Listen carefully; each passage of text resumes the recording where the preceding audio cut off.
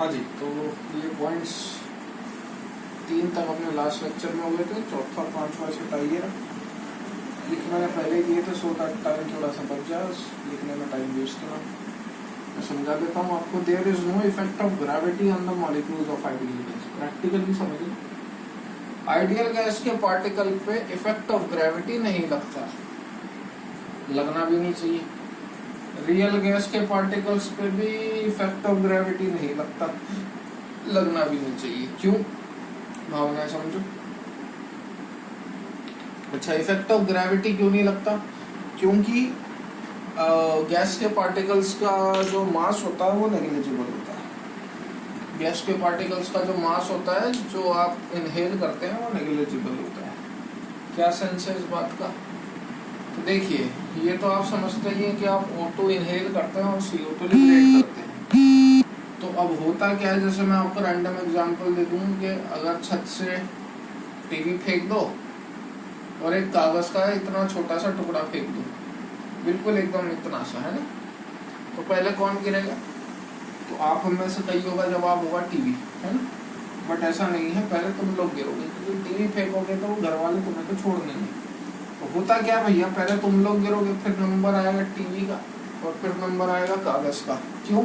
क्योंकि तुम्हारा मास ज्यादा था, फिर टीवी का मास ज्यादा था, फिर कागज का मास ज्यादा था। तो कहने का मेरा मतलब बस इतना भैया कि जितना मास कम होता है, जितना मास कम होता है उस पे ग्रेविटी का इफेक्ट उतना ही कम लगता है। वैल्यू तो सबकी बराबर थी, 9.8 तो फोर्स सब पे ही लग रहा था, लेकिन अब मास कागज का सबसे कम था, कागज का सबसे कम था, तो उस पे इफेक्ट ऑफ ग्रेविटी उतना ही कम लगा। इतना समझते होंगे, ठीक है ना। गैस के पार्टिकल पे इफेक्ट ऑफ ग्रेविटी लगता है 0। अब इसका सर हम कैसे यकीन मान ले? अभी दिला देते हैं। तुम लोग या तो बैठ के, खड़े रह के, लेट के, जो भी तरीके से लेक्चर देख रहे होगे, मुझे नहीं लगता तुम्हें सांस लेने में तकलीफ हो रही होगी। अगर हो रही है तो भैया कोरोना का सिम्टम है, जाके इलाज करवाएं, है ना। तो अपन बैठ के, खड़े होके या लेट के सांस आराम से ले सकते हैं। क्यों ले सकते हैं?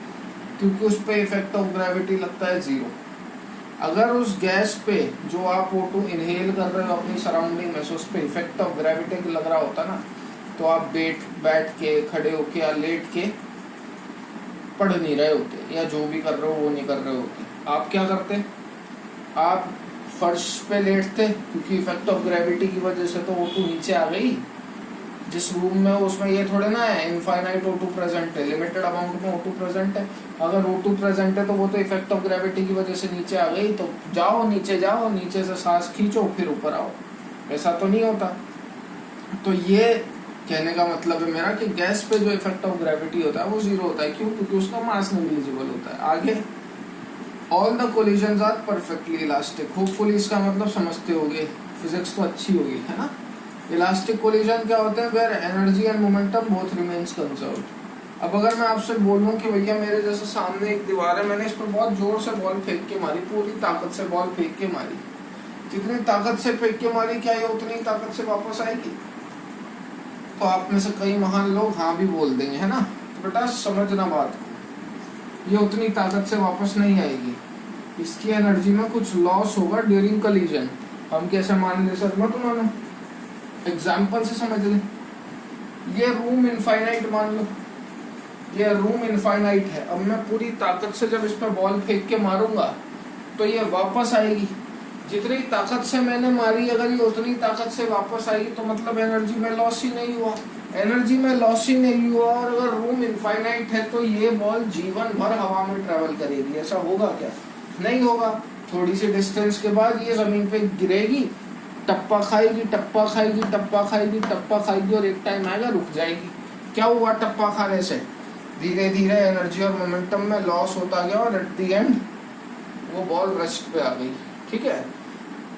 आइडियल गैस के पार्टिकल का जो कोलिजन होता है वो परफेक्टली इलास्टिक होता है, मतलब वो टकराएगा और वापस आ जाएगा। सेम एनर्जी से टकराएगा, उसी एनर्जी से वापस आएगा। अगर एनर्जी में लॉस हो रहा होता तो वो भी नीचे गिरता, लॉस होता, और वो वापस रेस्ट पे आ जाता। जैसे बॉल आपकी रेस्ट पे आई, रेस्ट पे आ जाता तो नीचे आ जाता, वही सारा तामझाम नीचे आ जाता, तो आपको नीचे से सांस लेनी पड़ती। लेकिन ऐसा होता नहीं है। सिक्स्थ पॉइंट मैं आपको पहले ही बता चुका हूँ, volume of an ideal gas is the available free space for its molecule to move freely.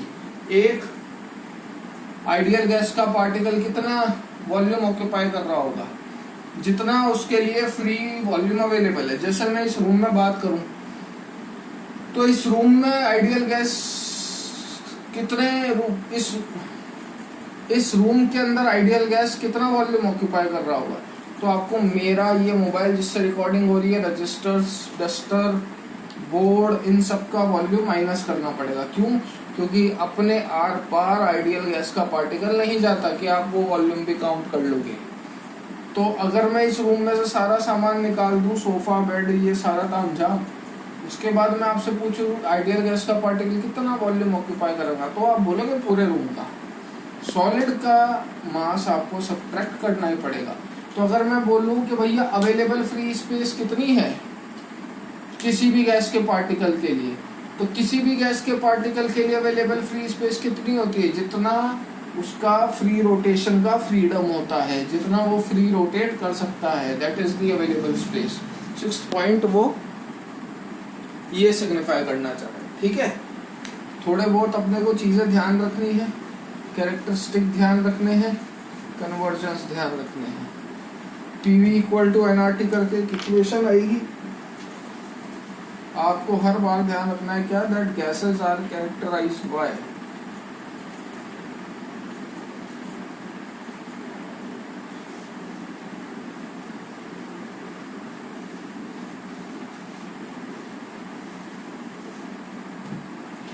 पहला amount can be specified by moles बराबर वेट बाय मोलर मास होता है।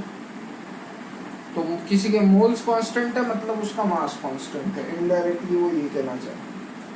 टेम्परेचर आप हर बार या तो डिग्री सेल्सियस या केल्विन में दोगे, हो सकता है वो कभी कभी फ़ारेनहाइट में भी दे दे। तो रिलेशन क्या होता है इनमें, C/5 इक्वल टू F-32/9।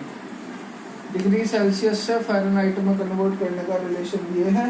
बाकी 273 प्लस डिग्री सेल्सियस जोड़ दो, आपका केल्विन में टेम्परेचर आ जाएगा। ये तो फुली जानते होंगे। ठीक है, थर्ड होता है वॉल्यूम।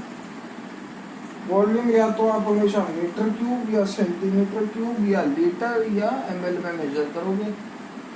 फोर्थ होता है प्रेशर न्यूटन पर मीटर स्क्वायर या ATM में मेजर होता है। कन्वर्जन थोड़ा सा आगे लिखवाएंगे या नेक्स्ट लेक्चर में ही लिखवाएंगे। पहले मैं इसका कन्वर्जन लिखवा देता हूँ। 1 सेंटीमीटर क्यूब बराबर 1 ml होता है, ये थोड़ा बहुत ध्यान रखना है आपको। 1 डेसीमीटर क्यूब बराबर 1 लीटर होता है।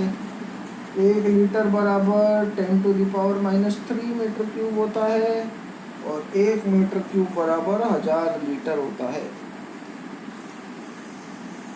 काम आएगा इसका। ठीक है, so from here will continue in next class.